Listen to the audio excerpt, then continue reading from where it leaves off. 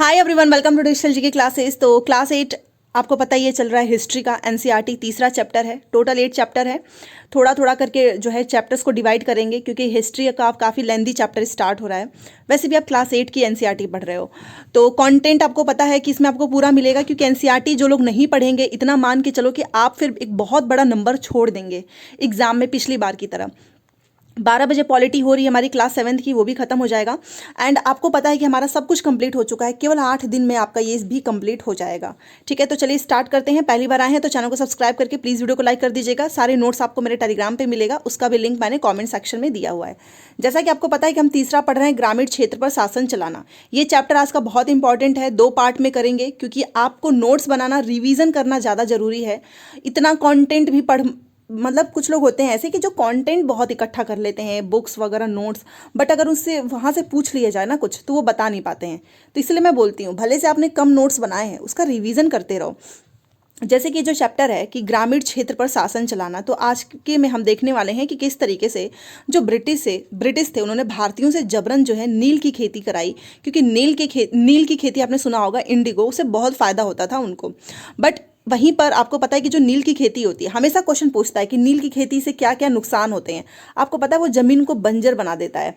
साथ में अगर आपने उस किसी खेत में नील की खेती की है ना, तो वहाँ पे फिर धान की खेती नहीं कर सकते हो, उसके बहुत नुकसान होते थे। मेहनत वाला काम था, फ़ायदा इवन वो खेती करते थे जो किसान, उनको उसका फ़ायदा भी नहीं मिलता था। तो यही सारी चीज़ें आज हम पढ़ेंगे। तो चलिए देखते हैं। सबसे पहले कंपनी जो है अब दीवान बन गई। कल हम कंपनी के बारे में कल से पढ़ रहे हैं, तो यहाँ से धीरे धीरे आपको कंपनी के बारे में चीज़ें मैं बताने वाली हूँ। जैसा कि आप देख सकते हो, 12 अगस्त 1765 को मुगल बादशाह ने ईस्ट इंडिया कंपनी को बंगाल का दीवान तैनात किया। और इस बात की पूरी संभावना यह है कि घटना मुट्ठी भर अंग्रेजों और हिंदुस्तानियों की मौजूदगी में रॉबर्ट क्लाइव के तंबू में घटी होगी। ठीक है, ये सारी चीज़ें यहाँ पर बताई जा रही हैं। पर देखिए, दीवान के तौर पर कंपनी अपने नियंत्रण वाले भूभाग के आर्थिक मामलों की मुख्य शासक बन गई थी। अब उसे अपने जमीन का शासन चलाने और आमदनी को व्यवस्थित करने का रास्ता ढूंढना था। इसके लिए उसे एक रास्ता ढूंढना था जिसे कंपनी के बढ़ते खर्चों को पूरा करने के लिए यहीं से शुरुआत हो रही है कि किस तरीके से वो अपना खर्चा जो है पूरा करने के लिए काफ़ी जो है पैसा जुटाएं। व्यापारिक कंपनी के नाते उसे यह भी ख्याल रखना था कि वो अपने ज़रूरत की चीज़ें जो है वो खरीदे और बेचती रहे। ठीक है, फिर उसने क्या किया कि समय के साथ कंपनी को यह भी समझ में आने लगा कि देखो, उसे सावधानी के साथ आगे बढ़ना होगा। बाहरी जो ताकत है होने की वजह से उसे उन लोगों को भी शांत रखना था जो गांव देहात में, आपको पता ही है, पहले से शासन चला चुके थे, जो काफ़ी पावरफुल थे, रिस्पेक्टेड थे। ऐसे लोग जो स्थानीय सत्ता में भी रह चुके थे, उनको भी इसको कंट्रोल करना था। ठीक है, लेकिन उन्हें ख़त्म नहीं किया जा सकता था, बट वो कंट्रोल करना चाहते थे। ठीक है, तो ये सारी चीज़ें कंपनी को समझ में आ गई। अब कंपनी की आमदनी कैसे होगी, ये भी तो एक बड़ा सवाल है। कंपनी दीवान तो बन गई थी, लेकिन अभी भी खुद को एक व्यापारी ही मानती थी। कंपनी जो है भारी भरकम लगान तो चाहती थी, लेकिन उसे आकलन और वसूली की कोई नियमित व्यवस्था करने में हिचकिचा रही थी। उसकी कोशिश यही थी कि वह ज़्यादा से ज़्यादा राजस्व हासिल करे और कम से कम कीमत पर बढ़िया सूती और रेशमी कपड़ा खरीदे। इसी कारण 5 साल के भीतर बंगाल में कंपनी द्वारा खरीदी जाने वाली चीज़ों का कुल मूल्य दोगुना हो चुका था। 1765 से पहले कंपनी ब्रिटेन से सोने और चांदी का आयात करती थी और इन चीज़ों के बदले सामान खरीदती थी। अब बंगाल में इकट्ठा होने वाले पैसे से ही निर्यात के लिए चीज़ें खरीदी जा सकती थी। तो इस तरीके से कंपनी जो है अपनी आमदनी करने लगी। यहाँ पर आप देख सकते हैं, जल्द ही यह जाहिर हो गया कि बंगाल की अर्थव्यवस्था एक गहरे संकट में फंसती जा रही है। और कारीगर जो है वो गांव छोड़कर भाग रहे थे, क्योंकि उन्हें बहुत कम कीमत पर अपनी, मतलब जो गांव के लोग थे ना, उनसे ज़बरदस्ती बहुत कम कीमत पर अपनी चीज़ों को बेचने के लिए कहा जाता था। किसान जो है अपना लगान भी नहीं चुका पा रहे थे, कारीगरों का उत्पादन भी गिर रहा था क्योंकि उन्हें सस्ते दामों में देना पड़ रहा था। और खेती चौपट होने की वजह से, आपको पता ही है, जो उनकी खेती थी, ये देखिए फ़ोटो, यहाँ पर वो बेच रहे हैं बहुत ही कम दामों में। तो इस फोटो में आप देख सकते हो, और उनकी खेती भी आपको पता ही कि एकदम चौपट दिशा में बढ़ रही थी। ठीक है, 1770 में आपको पता ही है बहुत बड़ा अकाल पड़ा था बंगाल में और 1 करोड़ लोगों की मौत हो गई। सोचिए, 1/3 आबादी समाप्त हो गई इसमें।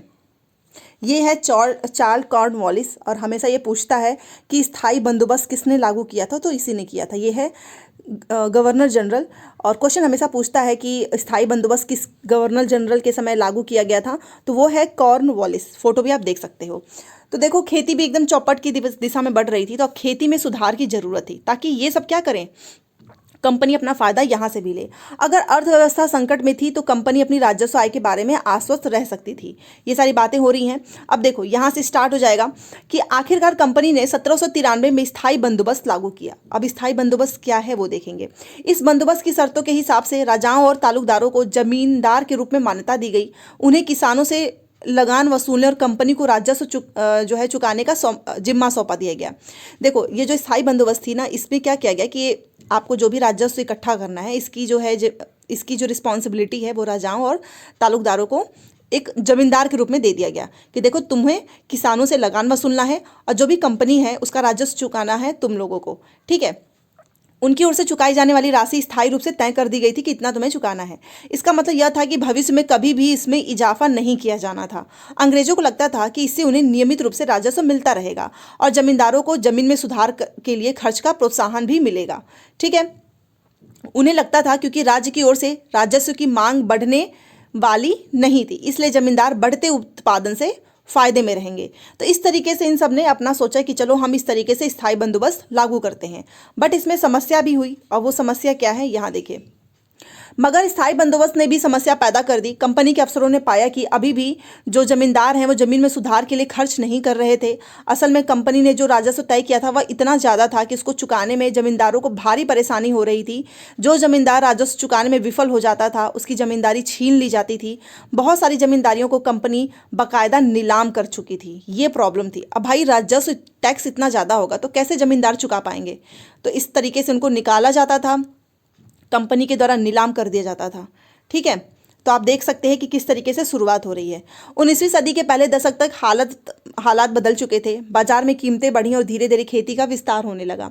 इससे जमींदारों की आमदनी में तो सुधार आया। देखो बाजार की कीमत बढ़ी थी तो खेती का विस्तार होगा तो ऑब्वियस सी बात है कि जमींदारों को प्रॉफिट होगा। लेकिन कंपनी को कोई फायदा नहीं हुआ क्योंकि कंपनी तो हमेशा के लिए राजस्व तय कर चुकी थी ना। उसने सोचा था कि ये जो राजस्व मैंने तय किया ये हमेशा के लिए होना चाहिए।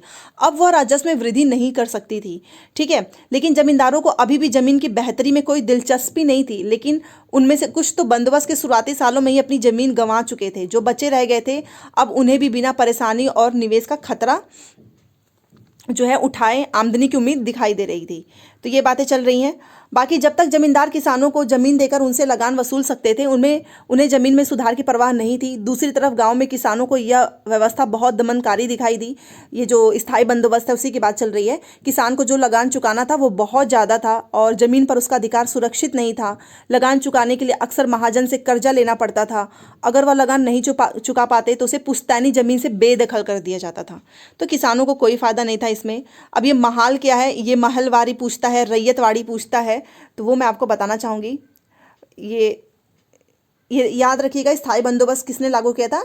चार्ल्स कॉर्नवालिस, ठीक है। तो ये स्थायी बंदोबस्त की बातें चल रही है। अब ये महलवारी क्या है देखिए। ब्रिटिश राजस्व दस्तावेजों में महाल एक राजस्व इकाई था। यह एक गांव या गांवों का एक समूह होता था। तो याद रखिएगा हमेशा से कि जो महाल है वो गांव से रिलेटेड था। किससे? विलेज से। ये बात आपको याद रखना है। जब तक जमींदारी किसानों को जो है ज़मीन देकर ये तो सारी चीज़ें मैंने आपको बताई दी हैं। और महाल का मतलब गांव से रिलेटेड है, गांव की ज़मींदारी, याद रखिएगा बस इतना। महलवारी का मतलब गांव की ज़मींदारी। उसके बाद से ये यहाँ पर स्टार्ट होता है एक नई व्यवस्था। 19वीं सदी की शुरुआत में ही कंपनी के बहुत सारे अधिकारियों को इस बात का यकीन हो चुका था कि राजस्व बंदोबस्त में दोबारा बदलाव लाना जरूरी है। जब कंपनी को शासन और व्यापार के अपने खर्चे चलाने के लिए और पैसे की ज़रूरत है तो क्या वह स्थायी रूप से राजस्व तय करके काम कैसे चला सकती है? क्योंकि इसने क्या किया था, राजस्व अपना स्थायी रूप से बना दिया था। अब ये उसको बढ़ा नहीं पा रहा था, इसलिए इन सबको फ़ायदा नहीं हो रहा था, ठीक है। बंगाल यहाँ पर देखिए प्रेसिडेंसी के उत्तर पश्चिमी प्रांतों, इसका मतलब इस इलाके का जो ज़्यादातर हिस्सा है वो अब उत्तर प्रदेश में है, के लिए होल्ट मैकेंजी नामक अंग्रेज ने एक नई व्यवस्था तैयार की। किसने? होल्ट मैकेंजी ने। किसके लिए? बंगाल प्रेसिडेंसी के उत्तर। तो ये पूछता है कि बंगाल जो प्रेसिडेंसी है यहाँ पे जो है नई व्यवस्था जिसने तैयार किया था उसका नाम बताओ। तो होल्ट मैकेंजी इसने तैयार किया, जिसे 1822 में लागू किया गया। मैकेंजी को विश्वास था कि उत्तर भारतीय समाज में गांव एक महत्वपूर्ण सामाजिक संस्था है और उसको बचाए रखना चाहिए। उसके आदेश पर कलेक्टरों ने गाँव का जो है दौरा किया, जमीन की जाँच की, खेतों को मापा, विभिन्न समूहों के रीति रिवाजों को दर्ज किया। गाँव के एक एक खेत को अनुमानित राजस्व को जोड़कर हर गाँव या ग्राम समूह, जिसे हम महाल कहते हैं, उसे वसूल होने वाले राजस्व का हिसाब लगाया जाता था। इस राजस्व को स्थायी रूप से तय नहीं किया गया, बल्कि उसमें समय समय पर संशोधनों की गुंजाइश रखी गई। राजस्व इकट्ठा करने और उसे कंपनी को अदा करने का जिम्मा जमींदार की बजाय गांव के मुखिया को सौंप दिया गया। ठीक है, जमींदार की बजाय किसे सौंपा गया? गांव के मुखिया को। इसी व्यवस्था को हम महलवारी बंदोबस्त का नाम देते हैं।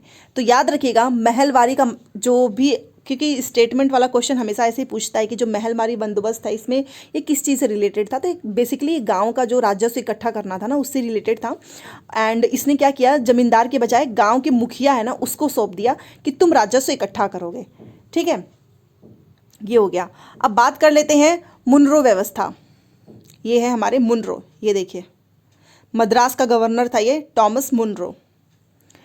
तो आखिर में ये मुनरो व्यवस्था के बारे में क्या है, तो देखो, ब्रिटिश नियंत्रण वाले दक्षिण भारतीय इलाकों में भी स्थायी बंदोबस्त की जगह पे नई व्यवस्था अपनाने का प्रयास किया जाने लगा। वहाँ जो नई व्यवस्था विकसित हुई उससे रैयतवारी का नाम दिया गया। तो बेसिकली पूछा जाता है कि रैयतवारी व्यवस्था कहाँ पे लागू किया गया था, तो आपको याद रखना है रैयतवारी और महलवारी। जब भी महलवारी पूछे, ये देखिए ये महाल था, महलवारी बंदोबस्त, तो ये गांव से रिलेटेड था।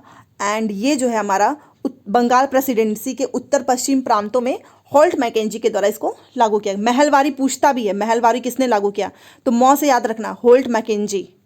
ठीक है, तो ये कुछ इंपॉर्टेंट पॉइंट है। तो और अगर आपसे पूछे रैयतवारी, तो रैयतवारी र से याद रखना, ये किसने, मुनरो के द्वारा इस व्यवस्था को लाया गया था। ठीक है, तो इसने क्या किया, भारतीय इलाकों में भी स्थायी बंदोबस्त की जगह नई व्यवस्था अपनाने का प्रयास किया। और वहाँ जो नई व्यवस्था विकसित हुई उसे हम क्या कहते हैं, रैयतवारी। कैप्टन अलेक्जेंडर रीड ने टीपू सुल्तान के साथ चले युद्धों के बाद कंपनियों द्वारा कब्जे में लिए गए कुछ इलाकों में उस व्यवस्था को आजमा कर भी देख लिया था। टॉमस मुनरो ने इस व्यवस्था को विकसित किया और धीरे धीरे पूरे दक्षिण भारत पर यह व्यवस्था लागू कर दी। रीड और मुनरो को लगता था कि दक्षिण परंपरागत जमींदार नहीं थे, इसलिए उनका तर्क यह था कि उन्हें सीधे किसानों से ही बंदोबस्त करना चाहिए जो पीढ़ियों से जमीन पर खेती करते आ रहे हैं। ठीक है, राजस्व आकलन से पहले उन्हें उनके खेतों को सावधानीपूर्वक और अलग से सर्वेक्षण किया जाना चाहिए। मुनरो का मानना था कि अंग्रेजों को पिता की भांति किसानों की रक्षा करनी चाहिए, मतलब अंग्रेजों को पिता की भांति किसानों की रक्षा करनी चाहिए। ठीक है, उसके बावजूद भी सब कुछ ठीक नहीं था। आप यहाँ पर देख सकते हैं, नई व्यवस्था लागू होने के बाद भी महज आपने देखा रैयतवाड़ी, महलवाड़ी, ये सारी लागू होने के बाद भी बहुत सारी समस्याएं दिखाई दी। जमीन से होने वाली आमदनी बढ़ाने के चक्कर में राजस्व अधिकारियों ने बहुत ज़्यादा राजस्व तय कर दिया था। इतना ज़्यादा राजस्व कि किसान जो है वो चुका नहीं पा रहे थे, रैयत गाँव से भाग रहे थे, बहुत सारे क्षेत्रों में गाँव वीरान हो गए। ये एक बहुत बड़ी समस्या जो है उत्पन्न हुई। ठीक है, अब इसका एक और इलाज आया और वो है यहाँ से नील का फसल। आप ये देख सकते हैं, इसमें जो ब्लू कलर है वो आपको समझ में आ जाएगा कि ये नील का जो कलर होता है उससे इसको बनाया गया है। काफ़ी अच्छा दिखता था और इसका कलर एकदम चटक होता था। और आपने अभी स्टोरी में हम पढ़ेंगे कि आखिर में क्यों जो है यूरोप में इसको काफ़ी ज़्यादा पसंद किया गया एंड किसान जो है उनको इससे बहुत ज़्यादा नुकसान होने लगा। तो पहले ये थोड़ा सा पढ़ लेते हैं। देखिए, यूरोप के लिए फसलें, अंग्रेजों ने भी यह महसूस किया कि ग्रामीण इलाके न केवल राजस्व प्रदान कर सकते हैं बल्कि वहां यूरोप की ज़रूरतों के हिसाब से सही फसलें भी पैदा कर सकते हैं। 18वीं सदी के आखिर तक कंपनी ने अफीम और नील की खेती पर पूरा जोर लगा दिया और बहुत प्रॉफिट हुई। सोचिए, 150 साल तक अंग्रेज देश के विभिन्न भागों में किसी न किसी फसल के लिए किसानों को मजबूर करते रहे। जैसे कि वो, क्योंकि इससे उनको फ़ायदा होता था। बंगाल में वो पटसन चाहते थे, पटसन के लिए मजबूर किए। असम में चाय, संयुक्त प्रांत जो कि हमारा उत्तर प्रदेश है उसमें गन्ना, पंजाब में गेहूं, महाराष्ट्र पंजाब में कपास और मद्रास में चावल, इन सभी के लिए वो किसानों को मजबूर करते रहे हैं। कब तक? 150 साल तक। क्यों? क्योंकि इससे उनको फ़ायदा होता था यूरोप को। तो यहाँ पर भी आपको कुछ चीज़ें दिखेंगी और ये आपको मैं बताना चाहूँगी। ये कलमकारी है जो कि आंध्र प्रदेश में जो है, आपसे पूछा जाता है कि कलमकारी कहाँ का जो है, ये इस तरीके का बनाई जाती हैं, तो वो है हमारा आंध्र प्रदेश। ठीक है, फोटो में भी आप देख सकते हो इस तरीके का दिखता है। और ये आपका मॉरिशस कॉटन छापा है जो कि इंग्लैंड में इस तरीके से बनाया गया है। तो यहाँ से क्वेश्चन सीधा सीधा यही पूछता है, भारत में आंध्र प्रदेश के बुनकरों द्वारा बनाया गया कलमकारी, ये आपको पहला है तो नाम आंध्र प्रदेश लिख के डैश करके कलमकारी लिख देना। और दूसरी तरफ ब्रिटेन के जो प्रसिद्ध कवि हैं और कलाकार जो विलियम मॉरिसस द्वारा बनाए गए फूल वाले छापे हैं ये। ठीक है, दोनों छापों में आपने एक चीज़ देखा होगा, गहरा नीला रंग उसका इस्तेमाल किया गया है जिसको हम कहते हैं नील। इसमें भी ब्लू, इसमें भी ब्लू कलर, इसी को हम कहते हैं नील। इसी की तो डिमांड थी, सारी चीज़ें यहीं से तो स्टार्ट हुई थी, आपने देखा होगा, कई बार आपने सुना भी होगा। तो जो आपको नीला रंग दिखाई दिया है ना, वह नील नाम के एक पौधे से निकाला जाता था। इस बात की काफ़ी संभावना है कि 19वीं सदी के ब्रिटेन में मॉरिस के छापों में इस्तेमाल किया गया नीला जो रंग है वो भारत में उगने वाले नील के पौधों से ही तैयार किया गया होगा। उस समय भारत दुनिया में नील का सबसे बड़ा स्रोत था, सबसे ज़्यादा नील की खेती भारत में होती थी। तो भारतीय नील की आखिर में मांग क्यों थी, क्यों इतनी डिमांड थी? क्या ऐसा कहीं और पे नहीं हो सकता था जिसकी वजह से किसानों को जबरन जो है नील की खेती में लगाया जाता था? तो ये वाला टॉपिक आज पढ़ लेते हैं पहले। देखो, तो ये क्वेश्चन पूछता भी है स्टेटमेंट में, आप ये चैप्टर आपके लिए बहुत इंपॉर्टेंट है। देखो, भारतीय नील की इसलिए मांग थी क्योंकि जो नील का पौधा होता है ना, वो मुख्य रूप से उष्णकटिबंधीय इलाकों में ही उगता है। 13वीं सदी तक इटली, फ्रांस, ब्रिटेन का जो कपड़ा उत्पादक है, कपड़ों की रंगाई के लिए भारतीय नील का इस्तेमाल कर रहे थे। उसमें भारतीय नील की बहुत थोड़ी मात्रा ही यूरोपीय बाजारों में पहुंचती थी, जिसकी कीमत बहुत ज़्यादा रहती थी। इसलिए जो यूरोपीय कपड़ा है, उत्पादकों को बैगनी और नीले रंग बनाने के लिए वोड नामक एक और पौधे पर निर्भर रहना पड़ता था। क्यों? क्योंकि नील की खेती नील जो है वो बहुत कम जा पाता था, तो इसलिए वोड नामक एक पौधे पर भी ये लोग डिपेंड रहते थे। अब वोड का जो पौधा होता है वो शीतोष्ण क्षेत्र में उगता था, इसलिए यूरोप में आसानी से मिल जाता था। और जो नील की खेती पूछता है, ये आपसे पूछेगा कि नील जो है बेसिकली कौन से इलाकों में उगता है, तो उष्णकटिबंधीय, और वोड जो है वो शीतोष्ण क्षेत्र में। तो इसलिए ये यूरोप में आसानी से मिल जाता था। उत्तरी इटली, दक्षिण फ्रांस, जर्मनी, ब्रिटेन के कई हिस्सों में यह पौधा जो है उगता था। नील के साथ प्रतिस्पर्धा मतलब कंपटीशन से परेशान जो यूरोप के वोड उत्पादकों ने अपनी सरकारों पर दबाव डाला कि वे नील के आयात पर पाबंदी लगा दें। अब देखो, आप मुझे बताओ, हम जैसे कि यूरोप है, ठीक है, अब वहाँ पे वोड की खेती होती है, ठीक है। उसके बाद से जो ये भारत में सबसे ज़्यादा नील की खेती होती थी, और नील की खेती बहुत कम मात्रा में यूरोप में हो पाता था, क्योंकि ये जो नील है वो उष्णकटिबंधीय इलाकों में ही उगता है। और आपको पता ही है कि यूरोप में आराम से वोड मिल जाएगा, क्योंकि शीतोष्ण इलाके में वोड नामक पौधा उगता है, तो ये इसलिए इस पर डिपेंड रहते थे। बट उसके बावजूद भी क्या होता था कि इतनी कम मात्रा में नील और प्लस वोड का जो ये शीतोष्ण क्षेत्र में उगता था, जो कि आसानी से मिल जाता था यूरोप में। और आपको यहाँ पर नाम भी दिखाए कि उत्तरी इटली, दक्षिणी फ्रांस, जर्मनी, यहाँ पर एक कई हिस्सों में उगता था। बट नील के साथ बहुत ज़्यादा कंपटीशन इसलिए रहता था क्योंकि जो नील जो पौधा है उसका जो कलर आता था ना, ब्लू, वो काफ़ी चटक होता था, मतलब वो अलग से ही आपको चमकदार दिखाई देगा। तो इतना परेशान हो चुके थे ये लोग, क्योंकि अगर वोड का कपड़ा है, नील वाला जो कलर का कपड़ा है ना, तो डिमांड रहती थी कि हम नील वाला ही कपड़ा लेंगे। तो इन्होंने दबाव बनाया कि आप इसको बंद कर दें, नील के आयात को। मगर कपड़ों को रंगने वाले तो नील को ही पसंद करते थे, जो कहानी मैंने सुनाई वही है। क्यों? क्योंकि नील से ना बहुत ही अच्छा चमकदार हमको ब्राइट ब्लू मिलता था, जबकि जो वोड है ना उससे आपको बेजान फीका सा ब्लू कलर मिलेगा। ओके, और नील की खेती तो भारत में होती थी। 17वीं सदी तक आते आते यूरोपीय कपड़ा उत्पादकों ने नील के आयात पर लगी पाबंदी में ढील देने के लिए अपनी सरकारों को राजी कर लिया, क्योंकि भाई कुछ भी कहो लेकिन नील का ही कपड़ा उनको ज़्यादा अच्छा लगता था। कैरिबाई द्वीप समूह स्थित सेंट डोमिंगो में फ्रांसीसी, ब्राजील में पुर्तगाली, जमैका में ब्रिटिश और वेनेजुएला में स्पेनिश लोग नील की खेती करने लगे। उत्तरी अमेरिका के बहुत सारे भागों में नील के बागान सामने आ गए। ठीक है, बागान का मतलब आप जानते ही हो ना, जहाँ पे जबरन विशाल खेत, जिस पर बागान जो मालिक है बहुत सारे लोगों से जबरन काम करवाते हैं, जैसे कि कॉफ़ी, गन्ना, तंबाकू, चाय, कपास, इस पे। तो ये होता है बागान। यहाँ पर आपको दिख जाएगा, ये देखिए बागान सामने आ गए थे। 18वीं शताब्दी के यहाँ पर देखिए आखिर तक भारतीय नील की मांग और भी ज़्यादा बढ़ गई। ब्रिटेन में औद्योगिकीकरण का युग शुरू हो चुका था।